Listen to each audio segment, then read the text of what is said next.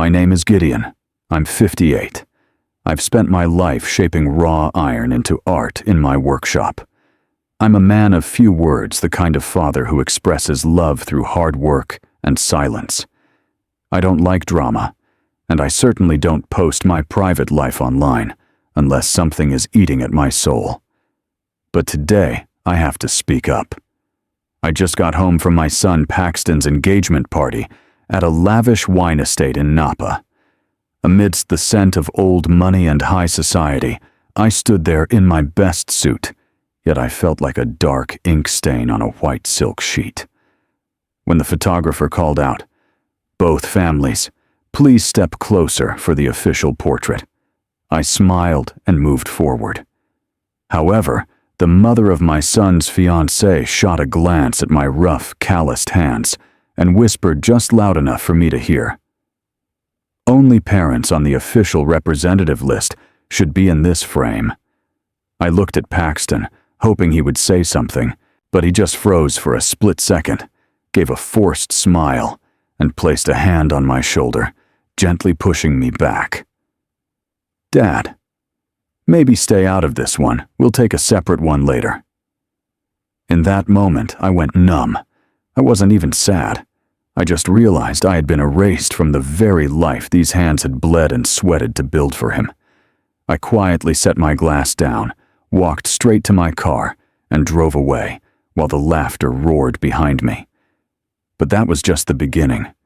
3 days later, my phone started blowing up with insults and frantic calls, and they have no idea that I've already made a decision that will change everything.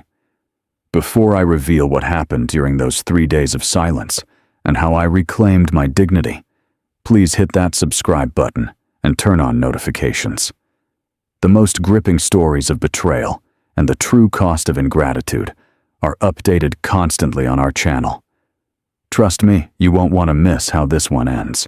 The heavy iron door of my workshop groaned as I pushed it open, the familiar scent of coal smoke and heated metal wrapping around me like a worn-out blanket. This place, my sanctuary, is where the Artisan Ironworks, LLC, was born, a company that now discreetly outfits the most exclusive estates in California with hand-forged gates and intricate wine cellars. I stood in the dim light, watching the embers in the forge glow a deep, rhythmic crimson, and for a second, the heat felt like a time machine pulling me back 15 years. I could almost see a younger version of my son Paxton, sitting at that scarred wooden workbench in the corner, his head resting on a pile of complex blueprints he'd been trying to help me color. He was 12 back then, a skinny kid with messy hair and eyes full of genuine wonder. I remember one particular rainy Tuesday when I was working late on a massive chandelier for a tech mogul. I was exhausted, my face covered in soot, and my muscles aching from hours of rhythmic hammering. Paxton had woken up from a nap on the bench, rubbed his eyes, and looked at my trembling hands with a seriousness that broke my heart. He walked over, hugged my waist, and whispered that one day he was going to graduate from a big university and buy me a factory 10 times this size, so I would never have to sweat over a fire again. That memory became my fuel. It was the reason I took on every grueling commission and invested every spare cent into a high-yield trust fund for his Ivy League dreams. But as the years passed and the trust fund grew, the boy who loved the smell of the forge began to vanish. It started subtly during his junior year at that expensive private academy in San Francisco. He stopped bringing his friends to the shop, making excuses about the distance or the noise of the neighborhood. By the time he was a sophomore in college, the transformation was nearly complete. I'll never forget the Thanksgiving he brought home a group of wealthy classmates. He introduced me not as the master craftsman whose work decorated their own parents' mansions, but as a private consultant in architectural steel. He'd learned to sanitize my labor, scrubbing the grease from our family history to fit into a world of country clubs and silent auctions. He traded his flannel shirts for tailored Italian wool and started corrected my grammar in front of his new associates. I watched him build a persona of a self-made prodigy, a man who had apparently sprouted fully formed from the soil of success without a single drop of his father's sweat to water him. The more I provided, the more I became an inconvenient relic of a past he was desperate to bury. I told myself it was just a phase, that he was simply trying to find his footing in a competitive world. But deep down, I knew the fire in his eyes had changed. It wasn't the warm glow of the forge anymore. It was the cold, calculating shimmer of someone who saw people as ladders. I had spent 2 decades forging his future, only to realize I was crafting the very tools he would eventually use to cut me out of it. The memories of that evening a few weeks ago still taste like ash in my mouth, a stark contrast to the vintage Cabernet Paxton had poured for me in his glass-walled office. He hadn't invited me there to discuss the intricate gate design I was finishing for a Napa vineyard. Instead, he was nervous, fidgeting with a gold fountain pen as he introduced me to Rhea for the first time. She sat across from me, her posture as stiff as a frozen branch, looking at my work boots with a subtle twitch of her nose that told me everything I needed to know. Paxton leaned forward, his voice dropping into that smooth, persuasive tone he used on high-stakes clients, and laid out his request. He needed to purchase a significant stake in Rhea's family estate to secure his position among her inner circle, but the bank required a heavyweight guarantor for an $800,000 loan. Because Artisan Ironworks, LLC, had decades of impeccable credit history and multi-million-dollar contracts on the books. My signature was the only key that could open that door for him. I hesitated, not because of the money I had more than enough, but because of the way Rhea looked at him while he begged. She didn't see a partner. She saw a transaction. Yet looking into Paxton's desperate eyes, I saw the ghost of the little boy who used to draw factories on my workbench, and I signed the papers. I thought it was an investment in his happiness, but Rhea quickly made it clear that my financial support didn't buy me a seat at her table. A week later, she called me directly to discuss logistics for the upcoming engagement gala. Her voice was sharp, polished, and utterly devoid of warmth as she requested that I not drive my old Ford F250, the one with the Artisan Ironworks logo painted on the side to the main entrance of her family's mansion. She suggested I take a rideshare or park in the hidden service lot, claiming the rustic truck would clash with the aesthetic of the vineyard's elite guests. I waited for Paxton to intervene, to remind her that the rustic truck had paid for his private schools and the very suit he was wearing, but he just stared at his phone, refusing to meet my gaze. He eventually looked up and told me to just listen to her, saying it was for the best, and that they were trying to build a specific brand. I realized then that my son had become a willing accomplice in my own marginalization, treating my lifelong sacrifice as an embarrassing footnote in his new shiny narrative. Every compromise I made felt like another brick in a wall they were building around me, brick by brick, until I was barely visible even to the person I had sacrificed everything for. The realization was a slow, cold ache, watching the child I had forged through fire become someone who saw his father's pride as a liability to be managed.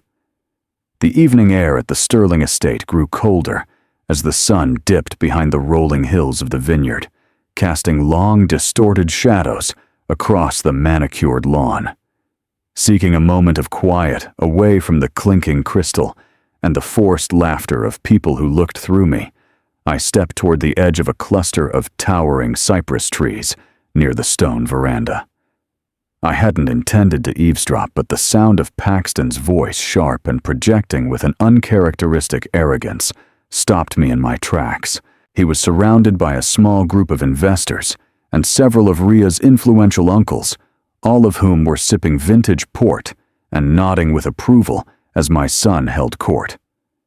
One of the men clapped Paxton on the shoulder, praising his meteoric rise in the finance world, and asking how a young man manages to acquire such significant holdings in a competitive market like Napa. I expected him to mention the decades of craftsmanship I had built, or perhaps the strategic financial foundation I had laid for him since he was a child. Instead, Paxton straightened his tie, looked the man directly in the eye, and spoke with a chilling level of conviction.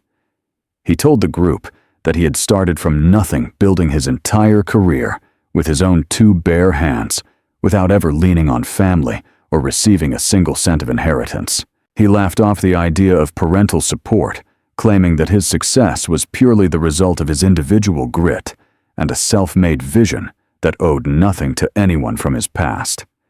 Standing hidden behind the dark foliage, I felt the words strike me with more force than any hammer I had ever swung in the forge. The betrayal wasn't just in the lie itself, it was in the effortless way he erased 28 years of my life to polish his own image. He wasn't just embarrassed by my profession anymore. He was actively murdering the truth of our relationship to satisfy the vanity of the people he was so desperate to impress. I looked down at my hands, the ones that had been burnt, scarred, and worn down to ensure he never had to know a day of true want. And I realized that to Paxton, I was no longer a father. I was a ghost. He was trying to exorcise a secret shame he wanted to bury under layers of borrowed prestige and fabricated independence. The heavy silence of the trees seemed to echo his rejection, and for the first time in my life, the fierce protective instinct I felt for my son simply flickered out. I watched him through the branches, seeing a stranger in a tailored suit who was more than happy to stand on my shoulders while telling the world he was flying. That was the exact moment I realized that if he truly believed he had built his empire alone, it was time for him to see exactly how that empire functioned without my support. I didn't need to scream or make a scene in front of his new associates. The clarity that washed over me was cold, surgical, and final. I stepped away from the cypress trees and began walking toward the parking lot, knowing that the man who entered that party was not the same man who was leaving it. The mist over the lake at dawn was a soft, silent gray, a world away from the suffocating luxury of Napa Valley. I sat on the edge of the wooden pier at my cabin in the northern hills, the rhythmic lapping of the water against the posts being the only sound in the crisp morning air. My fishing line was cast deep into the still water, and for the first time in years, I didn't feel the weight of a hammer or the burden of someone else's expectations. My phone sat on the weathered planks beside me, its screen lighting up every few minutes like a frantic dying star. I didn't turn it off. I wanted to see the calls come in, not out of malice, but as a silent confirmation of the house of cards Paxton had built on my foundation. I watched the vibration move the device inches at a time, indifferent to the chaos erupting on the other side of that signal. By the 3rd day of my retreat, the voicemail was a graveyard of Paxton's shifting moods. The early messages were arrogant, demanding to know where I had disappeared to, and claiming I had embarrassed him by leaving without a formal goodbye to Ria's parents. But as the hours passed, the tone turned from annoyance to a desperate, shrill panic. The wedding planner and the exclusive catering firm for the upcoming ceremony had called him frantic because the corporate credit card used for the primary security deposits and all incidentals, a card tied directly to my LLC, had been declined. In my quiet clarity by the lake, I had contacted my bank and flagged the accounts for a security review, effectively freezing the financial umbilical cord that had been nourishing his social ascent. Without my backing the lavish wedding, he had promised the Sterlings was suddenly in jeopardy, and his carefully curated image of a self-made titan was beginning to crack. One particular message from that afternoon was almost unintelligible. Paxton's voice breaking as he ranted about a missed deadline for the final vineyard rental payment. He screamed that I was ruining his life over a small misunderstanding at the party, seemingly unaware that the misunderstanding was actually the moment I decided to stop being his invisible bank. He mentioned that Ria's father was starting to ask questions about why the wire transfers were stalled, and the fear in Paxton's voice was the sound of a man realizing that the ground beneath his feet was actually my shadow. I reeled in my line, finding it empty, but I felt no disappointment. The silence of the woods was more valuable than any apology he could offer. I knew that by cutting off the incidental funding, I wasn't just stopping a party. I was forcing him to inhabit the self-made lie he had told so proudly to his new family. He had claimed to need no one, so I was simply giving him exactly what he asked for, a world where I didn't exist. As I walked back to the cabin, the sun finally breaking through the fog, I felt a strange sense of peace. The storm was coming for him, fueled by his own vanity and my sudden absence, and I realized that sometimes the most powerful thing a father can say is absolutely nothing at all. The air-conditioned chill of the law office in downtown Napa felt like a sharp blade compared to the humid warmth of the valley outside. I sat in a high-backed leather chair, staring at the dust motes dancing in a beam of sunlight, while my attorney, Mr. Miller, organized a stack of manila folders on the mahogany table. I didn't have to wait long. The door swung open with a violent force, and Paxton marched in his face, a frantic mask of sweat and indignation. He didn't even look at the lawyer. He went straight for me, slamming his palms onto the table and demanding to know why I was playing games with his future. He shouted that his reputation was on the line, that Ria's family was starting to doubt his business acumen, and that I needed to call the bank immediately to reverse the freezes I had placed on the LLC accounts.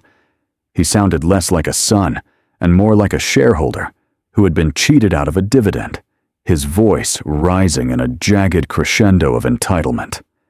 I waited for the echoes of his outburst to die down before nodding to Mr. Miller. My attorney pushed a single 2-page document across the table. I wasn't there to seize his life or perform a dramatic eviction. I was simply there to clarify the reality of his independence. Mr. Miller calmly explained that as of 48 hours ago, Artisan Ironworks, LLC, had officially terminated its lease agreement for the luxury sedan Paxton drove, and the corporate insurance policy covering it had been canceled. Furthermore, because I had provided the entirety of the down payment for his San Francisco condo as a co-signer, I was exercising my right to withdraw as a financial guarantor due to his recent claims of total self-reliance. Without my backing, the bank had already triggered a clause requiring him to refinance the entire mortgage in his own name within 30 days, a task that was virtually impossible given his actual debt-to-income ratio.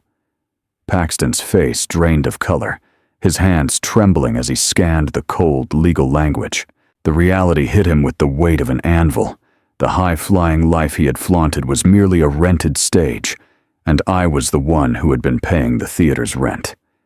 Just as he opened his mouth to launch another defense, the door opened again. Ria stepped in, looking poised and dangerous in a white linen suit.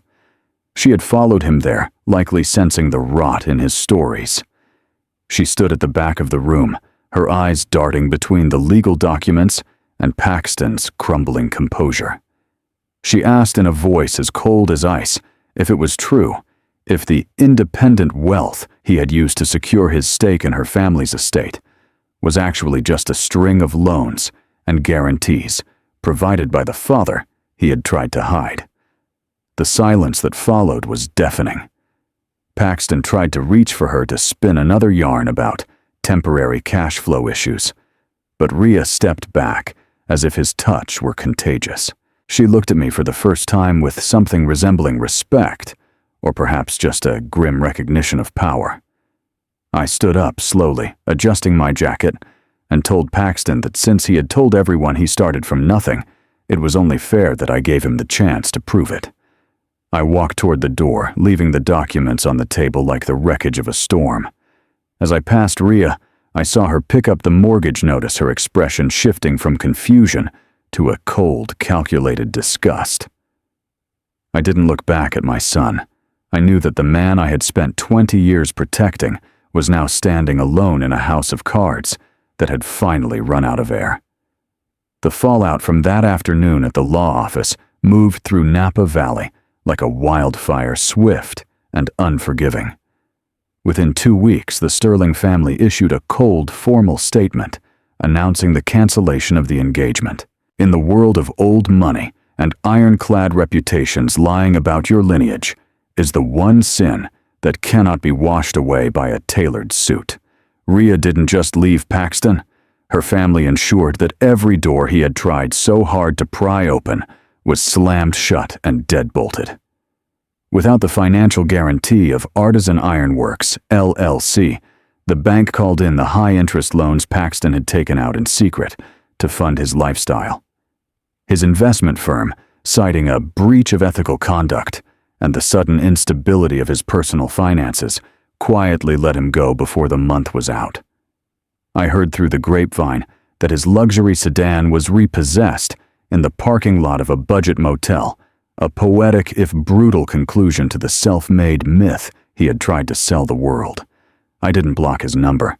Every night as I sat on my new porch overlooking the rugged coastline of Big Sur, I watched his name light up my screen. Sometimes he called 10 times in a row, the missed notifications piling up like old jagged scars. I knew what those calls contained: a volatile cocktail of rage excuses, and eventually the pathetic begging of a man who realized he never learned how to walk without a crutch. I felt the phantom ache of 20 years of paternal instinct screaming at me to pick up the phone to fix it, to forge one last shield for him. But I didn't. I looked at the call logs and felt a profound, heavy sorrow, but it was coupled with an even stronger sense of finality. I had spent 2 decades healing his every scratch, only to realize that by doing so, I had deprived him of the skin needed to survive the world. I wasn't being cruel. I was finally allowing him to be the independent man he had so proudly claimed to be. A month later, I closed the doors of my workshop for the final time. I sold the equipment to a talented young apprentice who still looked at iron with the same spark I once had, and I placed the proceeds into a private fund that Paxton will never touch. I realized that my forge had been a prison of my own, making a place where I hammered away my life to build a pedestal for a son who ended up looking down on me from it. Selling the shop wasn't an act of defeat. It was a reclamation of my remaining years. I traded the soot and the coal for a rugged camper van and a map of the national parks I had only ever seen in magazines. For the first time since my wife passed away, I wasn't Gideon the provider or Gideon the invisible bank. I was just Gideon. Standing here today watching the sun dip into the Pacific Ocean in a blaze of orange and violet, I've realized the hardest lesson of all: love without boundaries is not a gift. It is a slow-acting poison. When we sacrifice our entire identity and dignity to pave the way for our children, we often end up building a road that leads them straight to arrogance. We think we are protecting them from the heat of the forge, but we are actually making them too soft to withstand the cold. My son is currently learning the true meaning of starting from nothing, and as painful as that journey is, it is the only one that might eventually make him a man. As for me, I am no longer a background character in his fabricated story. I am the main character of my own, and as the stars begin to peer through the twilight, I finally feel whole. I smile at the horizon, take a deep breath of the salt air, and for the first time in 58 years, I am not stepping out of the frame. I am the frame,